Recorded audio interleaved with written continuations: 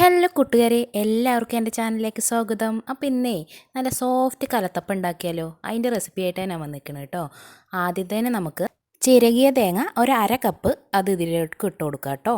ഇനി അടുത്തായിട്ട് ആവശ്യമുള്ളത് 6 ഏലക്ക ആവശ്യമുണ്ട് കേട്ടോ. അതുകൂടെ നമുക്ക് ഇതിലേക്ക് ഇട്ട് കൊടുക്കാം. 6 ഏലക്ക ഇട്ട് കൊടുത്തിട്ടുണ്ട്. ഇനി ചെറിയ ജീരകം അതൊരു അര ടേബിൾ സ്പൂൺ വേണം, അത് ഇതിലേക്ക് ഇട്ട് കൊടുത്തിട്ടുണ്ട്. പിന്നെ അര കപ്പ് വെള്ളം കൂടി ആവശ്യമുണ്ട് കേട്ടോ. അതുകൂടി ഒഴിച്ചു കൊടുത്തിട്ട് നല്ലതുപോലെ അങ്ങോട്ട് ഒന്ന് അരച്ചെടുത്തിട്ട് പേസ്റ്റ് രൂപത്തിലാക്കിയെടുക്കാം കേട്ടോ. അതിന് നമ്മൾ അതങ്ങോട്ട് റെഡിയാക്കി വെച്ചിട്ടുണ്ട്. ഇനി ഇതിലേക്ക് നമുക്ക് ആവശ്യമുള്ളത് 2 കപ്പ് അരിപ്പൊടി, അതായത് പത്തിരിപ്പൊടിയൊക്കെ ഉണ്ടാവില്ലേ, നല്ല നൈസ് പൊടി, അരിപ്പൊടി, അത് 2 കപ്പ് എടുത്തിട്ടുണ്ട് കേട്ടോ.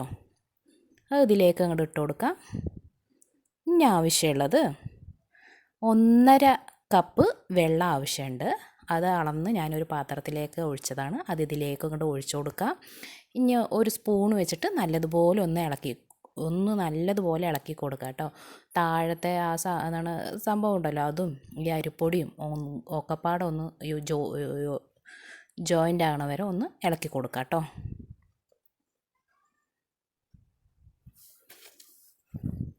അപ്പോൾ ഞാൻ ഈ അരിപ്പൊടിക്ക് കുറച്ചുകൂടെ വെള്ളത്തിൻ്റെ ആവശ്യമുണ്ട് കേട്ടോ. അപ്പോൾ ഒരു 1/4 കപ്പും വേണ്ട, കുറച്ചുകൂടെ ഒന്ന് ചെറിയൊരു ലൂസാവുന്ന പോലെ കുറച്ചുകൂടെ ഞാൻ വെള്ളം ഒഴിച്ചു കൊടുത്തിട്ടുണ്ട് കേട്ടോ.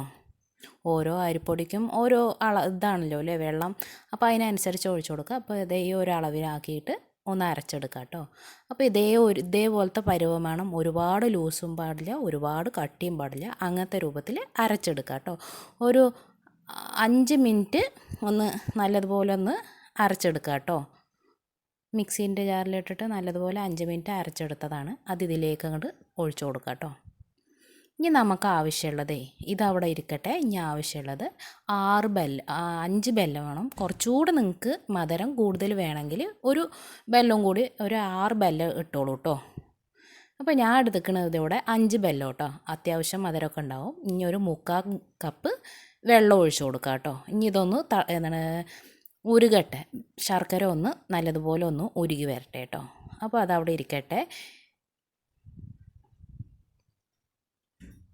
അങ്ങനെ ശർക്കരയൊക്കെ നല്ലതുപോലെ ഉരുകി വന്ന് ആ ചൂടോടെ തന്നെ നമുക്ക് ഈ മാവിലോട്ട് അങ്ങോട്ട് അരിച്ചിട്ട് ഒഴിച്ചു കൊടുക്കാം കേട്ടോ. അപ്പോൾ കണ്ടില്ലേ, ഇതേപോലെ ചളിയൊക്കെ ഉണ്ടാവും. അപ്പോൾ നമ്മൾ അരിച്ചിട്ട് തന്നെ ഒഴിച്ചു കൊടുക്കാവൂ കേട്ടോ. അപ്പോൾ ഇനി പെട്ടെന്ന് തന്നെ നമുക്ക് എന്ത് ചെയ്യാം, നല്ലതുപോലെ കൈവിടാതെ ഒന്ന് ഇളക്കിയെടുക്കണം. ഈ മാവും ശർക്കര ഉരുക്കിയതും നല്ലതുപോലെ ഒന്ന് യോജിക്കുന്നത് പോലെ ഒന്ന് നല്ലതായിട്ട് ഇളക്കി കൊടുക്കാം കേട്ടോ. കൈവിടാതെ ഇളക്കിക്കൊണ്ടേ ഇരിക്കണം കേട്ടോ. മാവും ശർക്കരയും നല്ലതുപോലെ യോജിക്കണം, അതുവരെ നമുക്കൊന്ന് ഇളക്കി കൊടുക്കാം കേട്ടോ.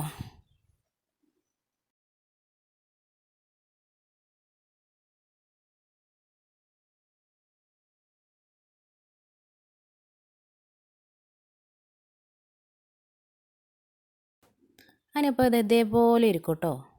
ഇനി ഇതിലേക്ക് ഒരു 1/4 ടീസ്പൂൺ ഉപ്പിട്ട് കൊടുത്തിട്ടുണ്ട്. 1/2 ടീസ്പൂൺ ബേക്കിംഗ് സോഡ ഇട്ട് കൊടുക്കാം കേട്ടോ. നമുക്ക് ഒരു 1/2 ടീസ്പൂൺ ബേക്കിംഗ് സോഡയും കൂടി ഇട്ട് കൊടുത്തിട്ടുണ്ട്. ഇനി ഇതൊന്ന് നല്ലതുപോലെ ഒന്ന് ഇളക്കാം കേട്ടോ. ഈ ശർക്കരയും കൂടി ഒഴിച്ച് ഇതേപോലത്തെ ഒരു പാവമാകും കേട്ടോ. അതങ്ങനെ കണ്ടോ, വല്ലാണ്ട് ലൂസും അല്ല, എന്നാൽ നല്ല കട്ടിയല്ല, അങ്ങനത്തെ ഒരു പരുവായിട്ട് വേണം. ഇനി ഇത് അവിടെ ഇരിക്കട്ടെ. ഇനി നമുക്ക് അടുത്ത സ്റ്റെപ്പ് നോക്കാം കേട്ടോ.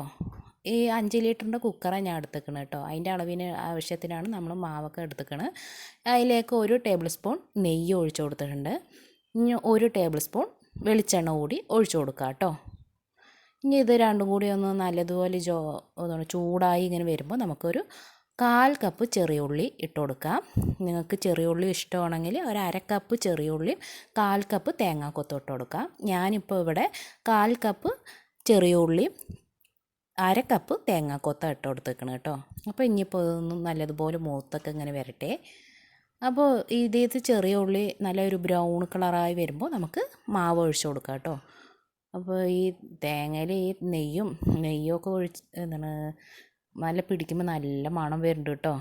അപ്പോൾ നമ്മുടെ ഉള്ളിയൊക്കെ അങ്ങോട്ട് നല്ലതുപോലെ അങ്ങോട്ട് മൊരിഞ്ഞ് വന്നിട്ടുണ്ട്. ഇനി ഇതിലേക്ക് നമ്മൾ അവിടെ എടുത്ത് വെച്ച മാവ് ഒന്നുകൂടി നല്ലതുപോലെ അടിയോടെ നല്ലതുപോലെ ഇളക്കിയിട്ട് നമുക്ക് ഈ കുക്കറിലേക്ക് ഒഴിച്ചു കൊടുക്കാം കേട്ടോ.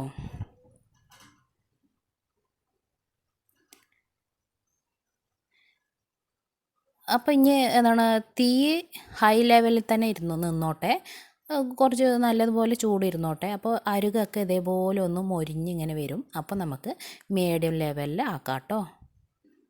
തീ അതേപോലെ മീഡിയം ലെവലിലാക്കിയിട്ട് 7 മിനിറ്റ് ഞാൻ എടുത്തിട്ടുണ്ട് കേട്ടോ അതൊന്ന് വെന്ത് വരാൻ. അപ്പോൾ 7 മിനിറ്റിന് ശേഷം നമ്മുടെ നല്ല സോഫ്റ്റ് കലത്തപ്പം ഇവിടെ റെഡി ആയിട്ടുണ്ട് കേട്ടോ. നല്ല മണവും വരുന്നുണ്ട് കേട്ടോ. ഇനി ഇതൊന്ന് ചൂടാറിയതിന് ശേഷം നമുക്ക് വേറൊരു പാത്രത്തിലേക്ക് ആക്കി വെക്കാം കേട്ടോ. അതുവരെ ഒന്ന് നല്ലതുപോലെ ഒന്ന് ചൂടാറട്ടെ.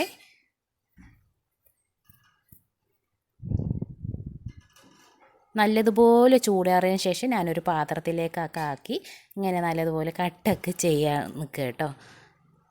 അപ്പോൾ നല്ല സോഫ്റ്റ് കലത്തപ്പമാണ്. അപ്പോൾ എല്ലാവരും ഉണ്ടാക്കി നോക്കണം കേട്ടോ. നല്ല ടേസ്റ്റിയാണ്.